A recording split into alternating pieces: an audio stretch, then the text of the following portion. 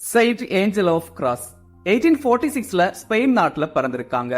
இவங்களோட பெற்றோர் செவில் நகர்ல உள்ள திருத்துவ சபையின் துறவு மடத்துல பணியாற்றியிருக்காங்க.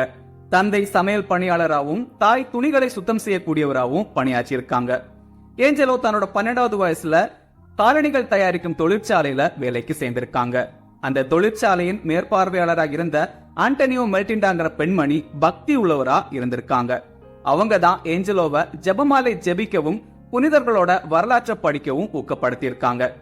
ஏஞ்சலோவோட ஆன்மீக ஆலோசகரா அருட்தந்தை ஜோஸ் டெரோஸ் இருந்திருக்காரு. ஏஞ்சலோ தன்னோட 19வது வயசுல காலனி தொழிற்சாலையை விட்டு வெளியேறி இருக்காங்க. செவில் நகர்ல உள்ள கருணையின் மகள்கள் துறவு மடத்துல செய்திருக்காங்க. காலரா பாதிக்கப்பட்ட மக்களுக்காக கடுமையா பணியாற்றிருக்காங்க. இதனால ஏஞ்சலோவும் நோய்வாய்ப்பட்டிருக்காங்க. இறுதியா அந்த துறவு மடத்தை விட்டு வெளியேறி இருக்காங்க. மறுபடியும் காலனி தொழிற்சாலைக்கே திரும்பி இருக்காங்க. ஏஞ்சலோ தன்னோட 29வது வயசுல மறுபடியும் அந்த காலனி தொழிற்சாலையை விட்டு வெளியேறி இருக்காங்க. இந்த முறை ஜோசபா, ஜுவானா மரியன் மற்றும் ஜுவானா மகடன் ஆகிய 3 பெண்மணிகளோட சேர்ந்து சிலுவையின் சமூகத்தின் சகோதரியர் அப்படிங்கிற துறவு சபையை நிறுவியிருக்காங்க.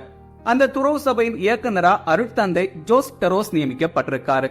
அருட்தந்தை ஏஞ்சலோவை அந்த சபையின் தலைவரா நியமிச்சிருக்காரு. இரவு பகல் பாராமல் ஏழைகளுக்காகவும் நோயாளிகளுக்காகவும் இந்த சபையினர் உழைச்சிருக்காங்க. ஏஞ்சலோ தன்னோட நிரந்தர வார்த்தைப்பாட்டையும் பெற்றிருக்காரு. இறுதியா 1832ல தன்னோட 86வது வயசுல ஏஞ்சலோ இறந்து போயிருக்காங்க. March 2 Saint angel of Cross feast day.